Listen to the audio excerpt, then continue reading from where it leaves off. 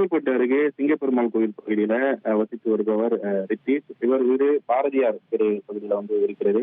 இவரது தெருவின் பக்கத்துல இவரது மகன் வீடும் இருக்கிறது. நேற்று இரவு தனது குடும்பத்துடன் அவர் அவருடைய மகன் வீட்டிற்கு என்று இரவு தங்கியுள்ளார். இன்று காலை ஒரு நிகழ்ச்சிக்கு செல்வதற்காக தனது வீட்டிற்கு பார்த்தபோது அவரது வீட்டின் முன்பக்க கதவு உடைக்கப்பட்டிருந்ததை கண்டு அதிர்ச்சி அடைந்தார். தொடர்ந்து உள்ளே சென்று பார்த்தபோது பீரோவில் வைக்கப்பட்டிருந்த 140 சவரன் தங்க நகைகள் மற்றும் வெள்ளி பொருட்கள் கொள்ளையடிக்கப்பட்டது கண்டு அதிர்ச்சி அடைந்தார். தொடர்ந்து இது குறித்து மறைமலை நகர் காவல்துறையினருக்கு தகவல் தெரியப்படுத்தினார். தகவலின் அடிப்படையில சம்பவ இடத்திற்கு வந்த 20க்கும் மேற்பட்ட போலீசார் இந்த கொள்ளை சம்பவம் குறித்து தீவிர விசாரணையை மேற்கொண்டு வருகிறார்கள். இவர் ரித்தீஷ் என்பவர் பிரபல தொழிலதிபராகவும் திமுக நிர்வாகியாகவும் இருந்து வருகிறார்.